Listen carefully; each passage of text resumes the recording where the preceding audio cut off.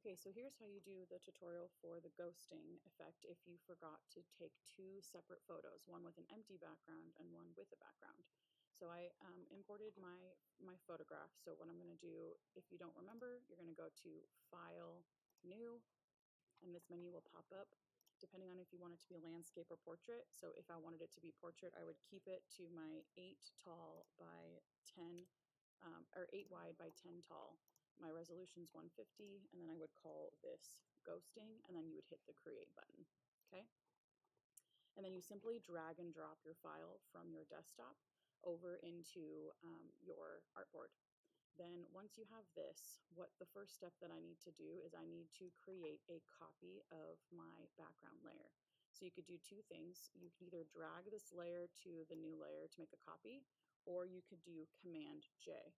Command J will also make a duplicate of whatever layer you have, okay? And I'm going to go ahead and label this one AI remove, and then this one is going to be called my ghost, okay? And so what I'm going to do on my top layer is I'm going to use the AI remove tool. There's a lot of selection options over here. When I click and hold on these toolbars, they allow you to select multiple different ways of selecting your subject. I'm going to go ahead and do the selection brush. And if my brush is too big, I can use the brackets on the keyboard, or I can right click as well and come up with the size. So I'm going to go ahead and just start painting over my ghost here where I want to get rid of all of this stuff, and then I will fill it in. Once I have it selected, then you can see at the bottom that I have a little menu, and I can just do the little remove tool. Now, if this is not showing up for you, then you need to go to the settings at the top. So you're gonna go to Window and then go to Contextual Taskbar, and then that's where this is. You can also move this bar anywhere you want. I don't generally like it on the bottom. It usually gets in my way.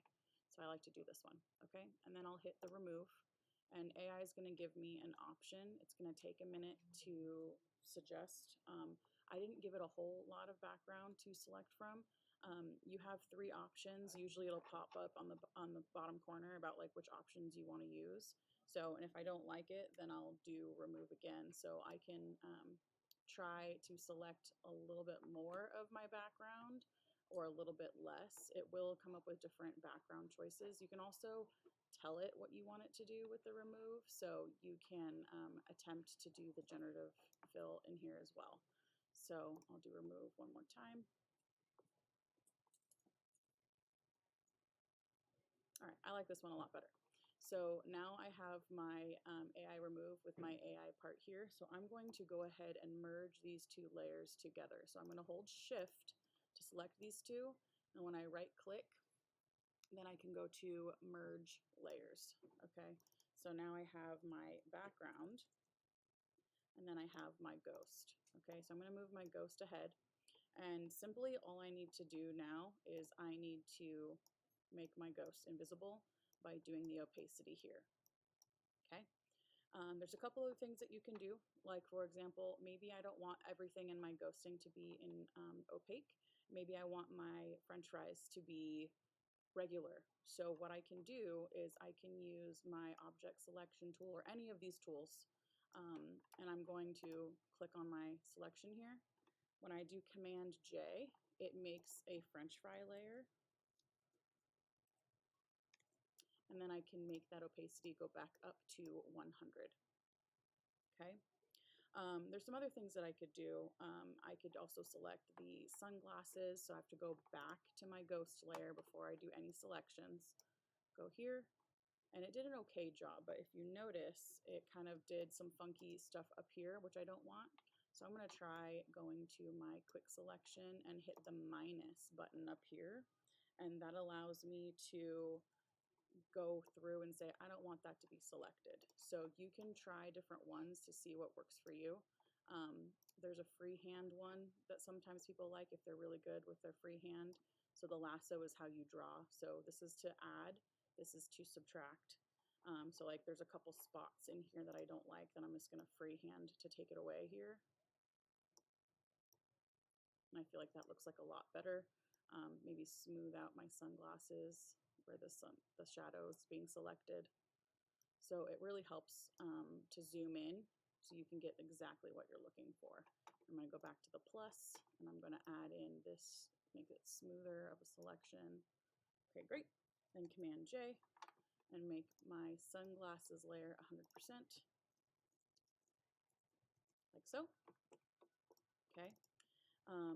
Double click on the hand to see full screen. So I like that a lot better than just having everything transparent.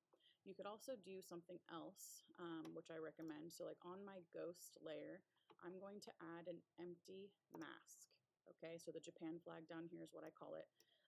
And what I'm going to do with that is paint away part of my subject down below. So it's looking like they're fading away.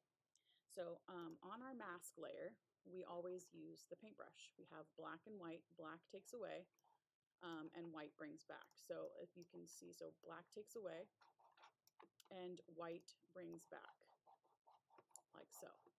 Okay. And so at my top layer, my panel up here, there's the brush opacity. Notice that when I change my tools, the top layer changes. So this is my brush tools options.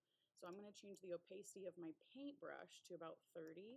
I'm going to change it to black to take away, and I can slowly paint away my ghost. The bigger the brush, the softer the blend will be. And then I can just kind of slowly fade it away if I didn't want it to like show. So it's not all the same throughout the whole picture. And then if I don't like what I'm doing, then I could go back to white, and then I could paint it back just like I want, like this. So like I want her hand to be in here. So I'm going to keep that there, but then I'm going to have it kind of fading from the bottom to the top. Okay, and that's just painting on my mask layer. Make sure you're not painting on your photo, that you're only painting on your mask. Other than that, all you have to do now is go to File, Export, and PNG. Make sure you also save it as a Photoshop file just in case you mess up.